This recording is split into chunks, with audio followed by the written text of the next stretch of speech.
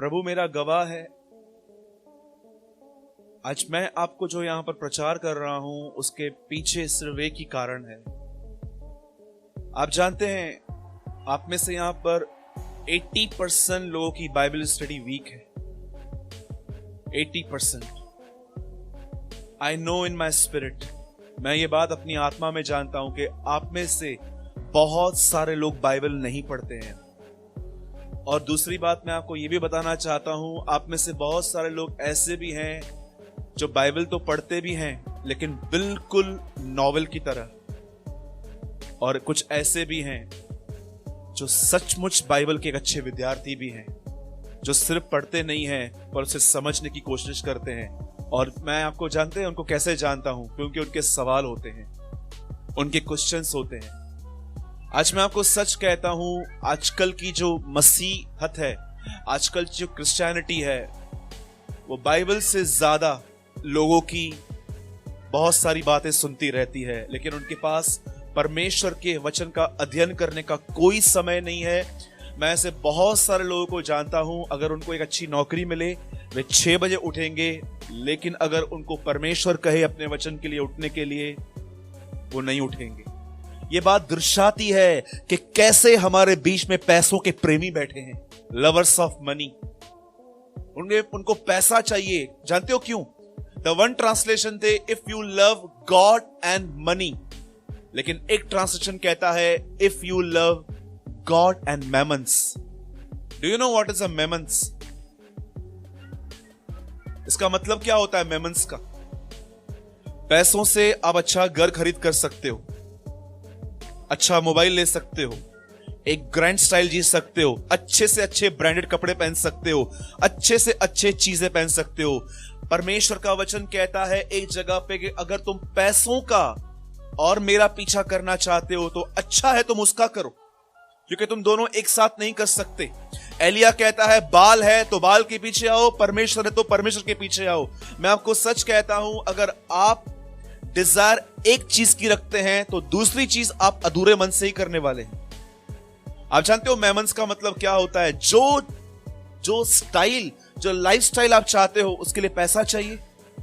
उस लाइफस्टाइल को एक सिंगल वर्ड में इंग्लिश में कहते हैं मैमन्स। इसीलिए यीशु मसीह ने कहा अगर तुम एक ग्रैंड स्टाइल जीना चाहते हो और मेरे पीछे भी चलना चाहते हो तो मेरे भाइयों और बहनों, तुम्हें दोनों में से एक मिलेगा, नहीं तो आप एक शैलो क्रिश्चियन रहेंगे। शैलो समझते हैं?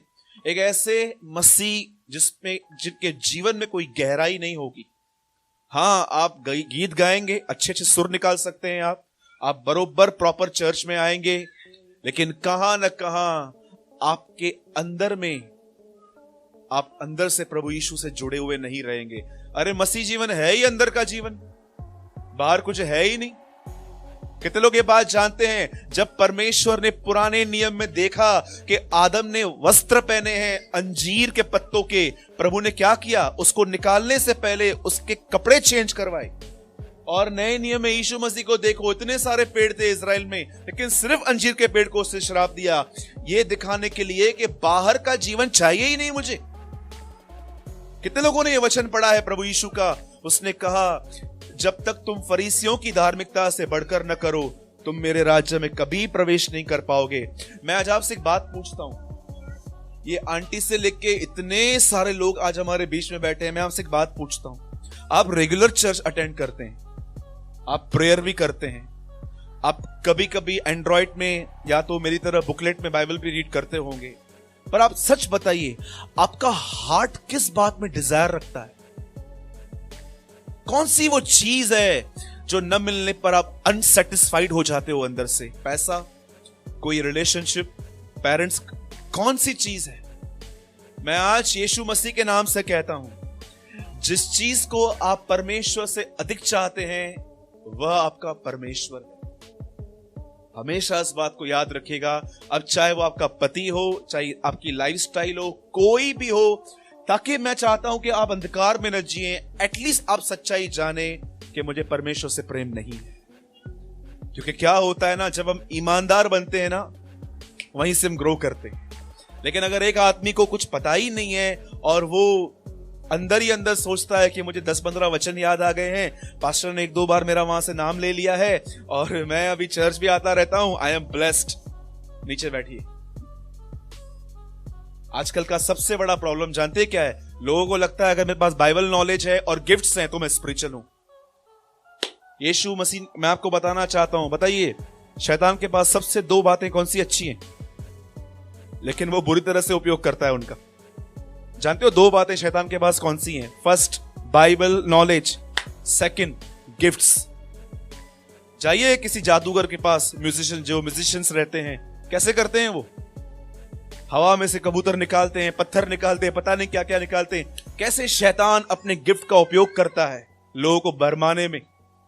उसके पास भी है गिफ्ट्स और नॉलेज, हमारे पास है तो कौन सा बड़ी बात हुई। इसीलिए प्रभु यीशु ने कहा, तुम मेरे लोगों को उनके फलों से जान लोगे, कि वो पुलपिट से नीचे उतरने के बाद भी वैसा ही जिंदगी जिएंगे। आप मेरी बात समझ पा रहे हैं? तो आज जो मैं आपको सिखा रहा हूं, मैं ये विश्वास करता हूं कि आज परमेश्वर आप में से बहुतों को बाइबल की तरफ ड्राइव करेगा। आमीन।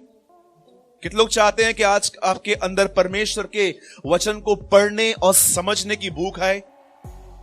हाँ, मैं आपको सच कहता हूं, अगर मैं इस वचन को अपने स्टार्टिंग के डेज में सीरियसली नहीं पढ़ता, परमेश्वर मुझे कभी प्रचार करने का वरदान नहीं देते, कभी भी नहीं। मैं आपको सच कहता हूं, अगर मैं अपने स्टार्टिंग के डेज में इस वचन का अध्ययन गंभीरता से अगर नहीं करता, तो परमेश्वर मुझे कभी प्रचार करने का वरदान नहीं देता। मैं चुपचाप से वहां बैठा रहता। आप में से बहुतों को परमेश्वर वरदान देना चाहता है, आपको पता है। किसी को भविष्यवाणी का, किसी को हाथ रख के चंगा करने का, किसी को दुष्ट आत्मा निकालने का, किसी को अन्य भाषाओं का। लेकिन क्यों परमेश्वर में गिफ्ट्स नहीं दे पाता? क्योंकि वो देखता है दे आर नॉट सीरियस। इनको अगर गिफ्ट दे भी दिया ना, ये गिफ्ट इनके विनाश का कारण बन जाएगा। जैसे आज भी बहुत सारे लोगों के लिए वरदान विनाश का कारण बन चुका है। किसी को प्रभु ने चंगा करने का वरदान दिया, उन्होंने किसी को चंगा किया, वो आदमी ठीक हुआ और ये घमंडी बन गए कि मैंने कुछ किया। सोचो, इसलिए परमेश्वर हमारे अंदर पहले। और मैं आपसे एक सवाल पूछता हूं, बताइए फल ज्यादा इंपॉर्टेंट है कि वरदान? कितने लोग फल बोल रहे हैं? Lift your hand. कितने लोग वरदान बोल रहे हैं? कितने लोग? दोनों। सुनिए, यीशु मसीह ने 30 साल फल दिखाए और 3.5 साल वरदान दिखाए, तो ज्यादा इंपॉर्टेंट क्या हुआ? फल हुआ। फल ज्यादा इंपॉर्टेंट है। आपको पता है, मेरे साथ यहां पर बहुत सारे भाई बहन इस बात को एग्री करते हैं। यहां पर यदि हमारे पास फल नहीं है, सिर्फ वरदान है, तो मैं यीशु मसीह के नाम से लिख के दे सकता हूं, एक दिन हमारी सेवकाई पे दोष लगेगा। Because we have only fruits. हमारे पास सिर्फ वरदान है। ठीक है, आज मैं चाहता हूं कि जिन भी लोगों की बाइबल स्टडी बहुत वीक है, कभी पढ़ते हैं कभी नहीं पढ़ते हैं, सब चलता रहता है, प्रभु तो प्रेम करता है हमसे। ये कई बार जब आप बाइबल नहीं पढ़ते और आपको एक ख्याल आता है ना प्रभु प्रेम करता है, तो मैं 100% बोल सकता हूं ये शैतान दे रहा है। ठीक है, आइए, मैं चाहता हूं आप में से कोई जिनके पास भी बाइबल है, कोई पढ़िए मेरे साथ।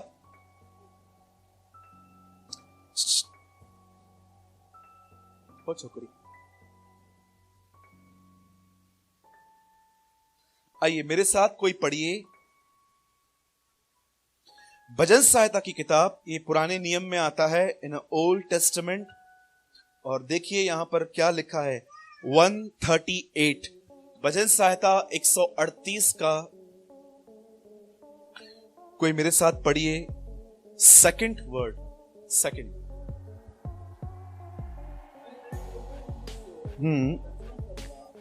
मैं तेरे पवित्र मंदिर की ओर दंडवत करूंगा।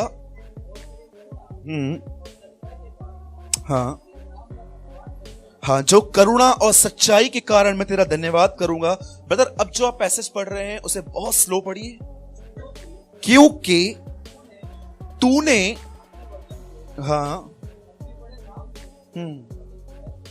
बाइबल के अंदर भजन सहायता की किताब में लिखा है कि परमेश्वर ने अपने आप से ज्यादा अपने वचन को महत्व दिया है। मैं चाहता हूं अब आप ध्यान दीजिए। बाइबल एक बात कहती है, एक स्टोरी बताती है, और ये स्टोरी दृष्टांत नहीं है, इट्स अ रियल स्टोरी। एक सच्ची घटना है जो आज से बहुत साल पहले यीशु मसीह के पृथ्वी पे आने से पहले हुई थी।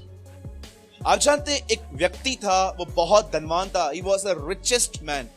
वो बहुत धनवान था, और बाइबल कहती है उसकी लाइफस्टाइल के लिए भी कुछ लिखा गया है।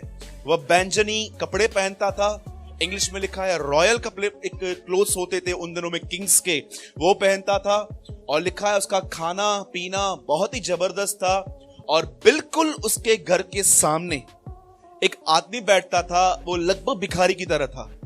उसे बदन में इतने घाव थे, उनमें से ब्लीडिंग निकलती थी, और कई बार कुत्ते आके, डॉग्स आके उस ब्लड को चाटते थे। और ये बिल्कुल धनवान के सामने बैठता था। आप जानते हैं धनवान होना पाप नहीं है। कई लोगों को लगता है कि प्रभु पैसों के खिलाफ है। बिल्कुल नहीं, परमेश्वर पैसों के प्रेम के खिलाफ है। आपको पता है ये बात, धनाढ़िया होना। अभी आप सोचिए, अगर यहां पर कोई ऐसा भाई बहन बैठा है जो अमीर घर में पैदा हुआ, तो उस बेचारे की क्या गलती? हाँ, कई लोगों को लगता है कि प्रभु पैसों के खिलाफ है। कुछ लोगों को लगता है कि अगर हम गरीब हैं और आत्मिक हैं तो हम आशीषित हैं। ऐसा होता है? हाँ? आपको पता है यीशु मसीह अपने आप को गरीबों में नहीं गिनता था। कहां लिखा है? एक बार एक स्त्री इत्र लेकर आई, उसे तोड़ दिया। यहूदा ने क्या कहा? अरे इसको तो गरीबों में दिया जा सकता था। यीशु ने क्या कहा? गरीब तुम्हारे साथ हमेशा हैं, मैं नहीं हूं। इसका मतलब उसने अपने आप को गरीबों में नहीं गिना। He was a richest man. वो अमीर था, लेकिन किस प्रकार की अमीरत थी? जेब में पैसे नहीं थे और अपने आप को अमीर कहना। याद रखिए, इस दुनिया का सबसे अमीर व्यक्ति वो है जिसके पास बहुत कुछ नहीं है और उसे बहुत कुछ की आवश्यकता भी नहीं है। He was a richest man। वो अमीर लोग होते हैं। यीशु मसीह इस प्रकार की अमीरी रखता था। आप में से कितने लोग ऐसे हैं जिसके पास ज्यादा नहीं है लेकिन जरूरत भी नहीं है? We are okay, we are blessed, we are happy in the presence of the Lord। वो सच्चे धनी हैं। आप जानते हैं उन फिर क्या हुआ? ये आदमी धनी था, और जानते हैं अपने सामने बैठे हुए एक भिखारी की ये हेल्प नहीं कर रहा था। और हुआ क्या? एक दिन वचन कहता है ये आदमी मरा और लाजर भी मरा। मैं आपसे सवाल पूछना चाहता हूं, ये कहां गया, वो कहां गया? चलिए पहले बताइए, धनवान कहां गया? हां, नरक में गया। क्या पाप किया था? नरक में गया। उससे दया नहीं की। और कोई? ओके, सुनिए, बाइबल कहती है ये धनवान मरा और सीधा नरक में चला गया। और ये जब गरीब लाजर मरा तो ये सीधा ऊपर गया और इब्राहिम के गोद में बैठा हुआ था। मुझे समझ में नहीं आ रहा है, क्या इसकी साइज छोटी हो गई? वो इब्राहिम की गोद में आके बैठा गया। और जानते हैं, जैसे इस आदमी को ने देखा कि यहां पर मैं जल रहा हूं और इब्राहिम वहां पर एंजॉय कर रहा है, इसने वहां से पुकार के उसे कहा कि कृपया। आपको पता है इस आदमी को ऐसे चटके लग रहे थे, वहां पर ऐसे चटके लग रहे थे, और इसे अचानक अपने परिवार की याद आई जो पृथ्वी पे जी रहे थे। 5 भाई, 5 ब्रदर्स उसके, ये मर चुका था लेकिन इसके 5 भाई जीवित थे जो पृथ्वी पे बहुत अच्छा चल रहे थे। और वो उसको पुकार के कहता है, सुन, मैं तुझसे विनती करता हूं, मेरे भाई को भेज और उनको बोल कि वो लोग पश्चाताप करें। क्या आप जानते हैं, नरक में जब आदमी एक कदम रखता है, उस एक कदम में उसको पता चल जाता है कि मैं यहां पर पाप की वजह से। क्या बोलता है वो? जैसे वहां पर जाता है, बोलता है किसको? भेज, ताकि मेरे भाई पश्चाताप करें। अब शायद बहुत सारे लोग जब स्टोरी को पढ़ते हैं, इस वर्ड को कोई ध्यान नहीं देता। इब्राहिम कहता है, रुक जा, तेरे और हमारे बीच में गड्ढा ठहराया गया है, न तू यहां आ सकता है न हम वहां आ सकते हैं। वो बोलता है, अरे मेरे अपने इसको भेज, मेरे 5 भाई हैं, वो यहां पर नहीं आने चाहिए, यहां पर बहुत खतरनाक है, यहां पानी नहीं है हमारे पास। वो कहता है, वेट, हमारे और तेरे बीच में गड्ढा ठहराया गया है। उसके बाद इब्राहिम एक बात कहता है, बोलता है, लाजर को मैं नहीं भेजूंगा। क्यों? उनके पास पुस्तकें हैं, उनको कहो वो उनको पढ़ें। मैं आपसे एक बात पूछता हूं, क्यों एक आदमी उसे कहता है अगर वो चाहते हैं वो यहां ना आए तो उन्हें बोल वे पुस्तकें पढ़े? मैं आपसे एक बात पूछता हूं, आप में से कितने लोग हैं जो उस पुस्तक को इसीलिए पढ़ते हैं ताकि आपका उद्धार हो? You have been saved. मैं आज आपको जो इस वचन में से समझा रहा हूं इस समय, मैं चाहता हूं कि आप इसको सुनिए। और मैं ये भी जानता हूं आप में से बहुत सारे लोग आज के मैसेज को सीरियसली नहीं लेंगे, क्योंकि मैं अच्छे से जानता हूं कि मैंने ये मैसेज पहले भी प्रीच किया है। और मैं आपको सच कहता हूं, मैंने हमेशा देखा है जब मैंने मैसेज प्रीच किया है बहुत अच्छी रिजल्ट आती है। लेकिन मैं आपको सच कहता हूं, यही एक संदेश है जो आने वाला 10 मिनट में वर्ड आपसे शेयर करूंगा। और मुझे पता है बहुत सारे लोग, जब ये प्रचार होता है तो बहुतों को नींद आती है, बहुतों का माइंड डिस्ट्रैक्ट होता है और बहुतों को लगता है ये नहीं हो सकता है, जाने दो। ठीक है, मैं स्टार्ट करूं लास्ट के 10 मिनट्स। अब सब ध्यान दीजिए। आप जानते हैं आज से बहुत साल पहले जब परमेश्वर के लोग मिस्र में थे, जिन्हें इजरायली कहा गया है, जब वो वहां पर थे तो परमेश्वर ने मूसा से कहा, जा इन्हें निकाल और इन्हें एक पर्वत के नीचे खड़ा करना जहां पर मैं अपनी व्यवस्था इन्हें दूंगा। और जब बाइबल कहती है वहां से मूसा उन सबको वहां पर लेकर आया सीने पर्वत के नीचे, द माउंट ऑफ सिनाई इसे इंग्लिश में कहते हैं। जब वो वहां पर खड़ा हुआ, लिखा है परमेश्वर ने अपनी उंगलियों से 2 पट्टियों पर, एक पर 4 दूसरे पर 6 आज्ञाएं लिख के मूसा को दी, और मूसा ने वो हारून को दी और हारून ने इजराइलियों को दी। और आप पढ़ सकते हैं ये सारी आज्ञाएं उन्हें पहाड़ पे मिली थी। पहली आज्ञा क्या थी? तू मुझे छोड़ किसी ईश्वर को मत मानना। उसके बाद लिखा है तू अपने परमेश्वर के लिए विश्राम का दिवस मनाना। उसके बाद लिखा गया है अपने प्रभु का नाम व्यर्थ मत लेना। उसके बाद लिखा है हत्या मत करना, व्यभिचार मत करना, झूठी गवाही मत देना, पराई चीजों का लालच मत करना। आप पढ़ सकते हैं ये 10 आज्ञाएं। और वचन कहता है जैसे मूसा ने ये पट्टियां ली, उन्हें पहली बार तो उसे तोड़ दिया। कितनी बड़ी बात है, लॉ लेने वाला खुद परफेक्ट नहीं था। और आप जानते हैं जब उसने पट्टियां ली, वापस वो 40 डेज आगे गया और सेम पट्टियां परमेश्वर ने लिख के दी। आप जानते हो 4 और 6 अलग अलग क्यों लिखी गई? क्या एक ही पत्थर में नहीं नाप रही थी? 4 आज्ञाएं जो लिखी गई हैं वो परमेश्वर से कंसर्न थी। तू मेरा नाम व्यर्थ मत लेना, तू मुझे छोड़ किसको ईश्वर मत मानना, तू सबत का दिन मनाना, वगैरह वगैरह। 4 आज्ञाएं परमेश्वर के साथ थी। और उसके बाद जो 6 आज्ञाएं थी, तू हत्या मत करना, व्यभिचार मत करना, लालच मत करना। एक पट्टी को कहते हैं परमेश्वर से प्रेम करना, दूसरी पट्टी को कहते हैं अपने पड़ोसी को अपने समान प्रेम करना। इसीलिए ये 2 पट्टियां वहां पर रखी गई। अब ध्यान दीजिए, मैं आपसे एक बात पूछता हूं। मूसा अपने साथ ये पट्टियां लेकर आया, कोई उन आज्ञाओं पे चल सका? मुझे बताइए, एक व्यक्ति बताइए। पौलुस अपने एक वचन में सब पुराने नियम वालों को कहता है कोई धर्मी नहीं बन सका है, लिखा है। लेकिन जब यीशु मसीह वह उद्धार करता, जिस आदमी ने मूसा को 10 आज्ञाएं दी थी, अब वो खुद नीचे उतर आया और अपने उसी पहाड़ पे, वो एक पहाड़ पे जाके खड़ा हुआ। अब देखिए, पुराने नियम में 10 आज्ञाएं भी पहाड़ पे दी गई, और अब नए नियम में यीशु ने बपतिस्मा लिया, वो भी एक पहाड़ पे जाके खड़ा हो गया और वहां पर खड़े होके वो एक नई व्यवस्था दे रहा है। आपको पता है मसीह लोगों को अब पुरानी 10 आज्ञाओं पर चलने की कोई जरूरत नहीं है। मुझे अजीब लगता है कुछ कलीसियाओं में मैं जब देखता हूं, जब प्रचार करने के लिए जाता हूं, वहां पर अभी तक 10 आज्ञाएं लिखी रहती है। बहुत सारे लोग अपने घर में 10 आज्ञाएं लिखते रहते हैं। मैं उनको पूछता हूं कभी कभी, ये तो यहूदियों के लिए थी, आप तो मसीह हो। Still they are following Jewish customs. जब यीशु मसीह खड़ा हुआ तब उसने क्या कहा? तुम सुन चुके हो, तुमसे कहा गया था व्यभिचार मत करना, अब शादी से पहले किसी स्त्री को टच मत करना, परंतु अब मैं तुमसे कहता हूं अपने मन के अंदर किसी भी स्त्री को देखकर वासना भरे विचार मत रखना। उसने व्यवस्था चेंज कर दी। मूसा ने कहा था एडल्ट्री मत करो, यीशु ने कहा मन में मत सोचो। उसके बाद यीशु मसीह कहते हैं तुमने सुना था मूसा ने आज से बहुत साल पहले उस पहाड़ पे कहा था हत्या मत करो, पर अब मैं तुमसे कहता हूं अपने भाई पर गुस्सा मत करो। Again he change the law. उसके बाद वो कहता है तुमने सुना था कि तुम्हें ये कहना चाहिए वो कहना चाहिए, पर यीशु ने कहा मैं तुमसे कहता हूं अब तुम्हारी बात हां की ना हो और तुम्हारी बात ना की ना हो। तुम सुन चुके थे कि तुम्हें अपनी पत्नी को त्याग पत्र देना है, परंतु मैं तुमसे कहता हूं कि जब तक तुम्हारा पार्टनर अनफेथफुल नहीं है तुम अब उसे डिवोर्स नहीं दे सकते।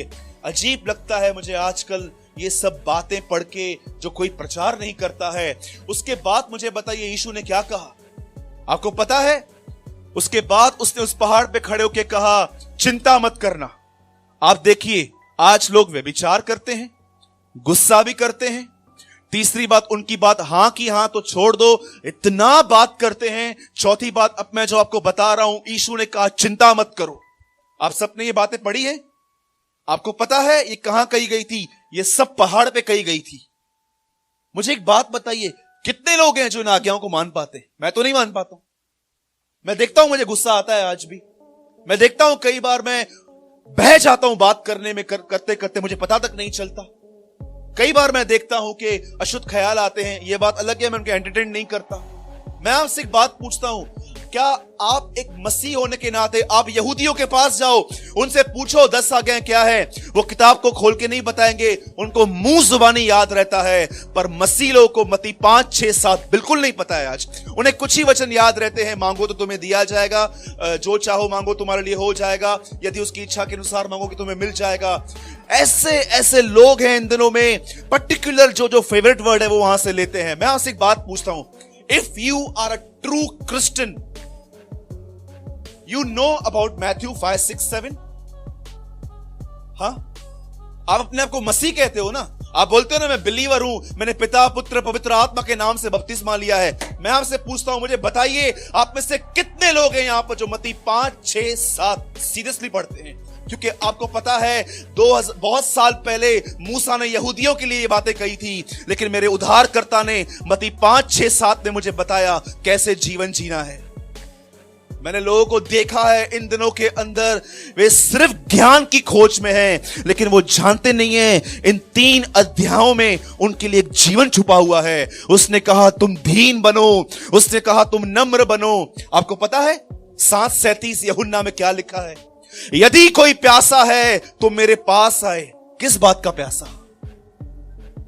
33 साल के उस जीवन को प्रचार करने के बाद वो कहता है यदि कोई इस तरह जीने के लिए प्यासा है तो मेरे पास आए, मैं उन्हें पवित्र आत्मा दूंगा और वो जिएंगे।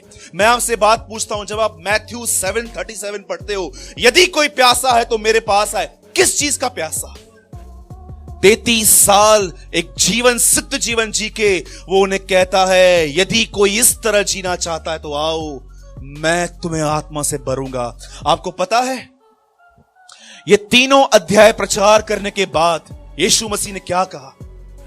कितने लोगों ने इस वचन को बहुत गलत तरीके से अपनाया। बहुत साल जब भी आप देखते थे कुछ चाहिए, आप बोलते थे मांगो तुम्हें दिया जाएगा। क्या आपको पता है ये वचन कब कहा गया, किस वजह से कहा गया? ये एक स्टैंडर्ड प्रीच करने के बाद कि तुम्हें दीन बनना है, तुम्हें नम्र बनना है, तुम्हें शोक करना है, तुम्हें मन में शुद्ध रखना है, तुम्हें सबसे मेल मिलाप करना है, तुम्हें अपनी उपवास, तुम्हारे अपनी प्रार्थना, तुम्हें अपने चैरिटी वर्क्स को छुपाना चाहिए, तुम्हें हां की हां ना की ना बोलनी चाहिए, तुम्हें हत्या और व्यभिचार से दूर रहना चाहिए, तुम्हें चिंता नहीं करनी चाहिए, तुम्हें बुरे का सामना नहीं करना चाहिए। ये सब आज्ञाएं प्रचार करने के बाद यीशु मसीह अपना प्रचार जानते कहां खत्म करता है? अब मांगो तुम्हें दिया जाएगा, ढूंढो तुम पाओगे, खटखटाओ तुम्हारे लिए खोला जाएगा। प्रभु क्या मांगे? इन बातों पर चलने के लिए पवित्र आत्मा मांगो, मैं तुम्हें दूंगा। इन बातों पर चलने के लिए मुझे ढूंढो, इन बातों पर चलने के लिए खटखटाओ। आप जानते हैं ये सरमन कहां पूरा हुआ? क्या करता है पवित्र आत्मा? अरे यीशु मसीह ने हम मसीहों के लिए कीमत चुकाई इसके लिए। आप जानते हो ये आत्मा क्या करता है? कितने लोगों ने ये वचन पढ़ा? यीशु ने कहा, सकरा है वो मार्ग, सकरा है वो द्वार जो जीवन की ओर पहुंचाता है। सालों तक मैंने सिर्फ और सिर्फ झूठ सुना था लोगों से कि अगर तुम्हें स्वर्ग आना है तो ये दरवाजा है। बाइबल नहीं कहती है स्वर्ग का दरवाजा है, बाइबल कहती है जीवन। इस पृथ्वी पर अगर तुम्हें उसकी तरह जीना है तो इस गेट में आओ। आप जानते हैं ये गेट कितनी छोटी है? पढ़ा होगा ना आपने, सकरा है वो मार्ग जो जीवन की ओर पहुंचाता है, चौड़ा है वो फाटक जो विनाश की ओर ले जाता है। आपको पता है ये फाटक कितना छोटा है? यीशु मसीह ने नए नियम में इस फाटक की साइज भी बताई है। जानते हो कहां लिखी है? एक धनवान ने यीशु मसीह को रिजेक्ट किया और यीशु ने खड़े होकर कहा, देखो ये सुई के अंदर होल, ऊंट जा सकता है, धनवान नहीं आ सकता। बताओ इसमें गेट की साइज है कि नहीं है? कितनी साइज है इसकी? The I of needle. Do you no इस गेट की साइज क्या है? जितनी सुई के अंदर दागे जाने की होल की वो जो जगह है ना, ये इतना ही है। इतनी छोटी में से हम कैसे जा सकते हैं? मैं एक सिंपल क्वेश्चन पूछता हूं। समझिए यहां पर सागर बैठे हुए हैं और मैं एक सुई लेके आता हूं और बोलता हूं, ब्रदर ये होल देख रहे हो? हाँ, इसमें से जाओ। जा पाओगे? क्यों नहीं जा पाओगे? मेरे भाई, क्योंकि तू बहुत बड़ा है। आपको पता है मांगो तो तुम्हें दिया जाएगा। जब पवित्र आत्मा आपको भरेगा ना, आप इतने हो जाएंगे, इतने, और इसमें से निकलेंगे, इसमें से निकल आएंगे। लेकिन अगर आप छोटे नहीं हैं, आपको कोई कुछ बोलता है, आपको हर्ट होता है, रिस्पेक्ट और लव न मिलने पर आपको तकलीफ होती है, अगर कहां पर आपको इनवाइट नहीं किया जाए आपको प्रॉब्लम होती है। मेरे भाइयों और बहनों, हम सब बहुत बड़े हैं, हम इतने बड़े हैं, हम लोग कैसे उसमें एंटर हो सकते हैं? जब पवित्र आत्मा एक आदमी को भरता है, मैं आपको बताऊं, उसके अपने विचार अपने लिए बदल जाते हैं। वो अपने आप को स्पेशल नहीं समझता। ही लाइक अ ऑर्डिनरी मैन। जैसे यीशु ने अपने 80 बार एक नाम बताया, मनुष्य का पुत्र। क्या वो मनुष्य का पुत्र था? अरे वो सर्वशक्तिमान परमेश्वर का पुत्र था, लेकिन अपने को क्या बोलता है? तुम मुझे मनुष्य का पुत्र कह सकते हो, मैं इतना छोटा हूं। और याद रखिएगा, यीशु मसीह वो पहला मनुष्य है, संपूर्ण परमेश्वर भी है, जो सुई के नाके में से गुजरा है और वो कहता है फॉलो मी। मैं आपसे एक बात पूछता हूं और मैं इसको बोल के मैं खत्म कर रहा हूं। मैंने आज आपको एक स्टोरी बताई लाजर की, कि कैसे इब्राहिम ने कहा कि जा इनको बोल पुस्तकें पढ़ें, और आज उसी पुस्तक में से मैंने आपको मत्ती 5, 6, 7 की आज्ञाएं प्रचार की। और मैंने आपसे ये भी कहा केवल आत्मा से भरे हुए लोग ही इन बातों को चल सकते हैं। अब मैं आपसे एक सवाल पूछ के इस मीटिंग को यहां खत्म कर रहा हूं। कोई ऐसा है यहां पर जो घर जाके आज रात को सोएगा नहीं, पर इस आत्मा की परिपूर्णता को ढूंढेगा, मांगेगा, खटखटाएगा? अगर आप आज रात को घर जाएंगे, तारक मेहता देखेंगे और आराम से सो जाएंगे, ये साफ चिन्ह है कि आपने बरसों से जो किया था आज भी आपने वही किया। लेकिन सचमुच अगर कोई भूखा और प्यासा है, जैसे मैंने आपको कहा 7:37 में उसने कहा, यदि कोई भूखा और प्यासा है तो मेरे पास आए। उसने अपना जीवन सामने रखा और कहा कि अगर तुम ऐसे जीना चाहते हो मेरे पास आओ, मैं तुम्हें भर दूंगा। If anyone is hungry and thirsty, go to Jesus and he will fill you. प्रभु आपके साथ है और मैं जानता हूं मैंने थोड़ा आज हाई स्टैंडर्ड प्रीच किया है आपके बीच में, क्योंकि अधिकतर लोग जो हैं वो एक नॉर्मल मसीह जीवन जीना चाहते हैं और ये जो जीवन है बादलों के ऊपर है, मैं भी जानता हूं। लेकिन यदि कोई भूखा और प्यासा है तो वो जरूर इन बातों का पीछा करेगा। प्रभु आपको आशीष दे। आइए हम सब खड़े हो जाएंगे।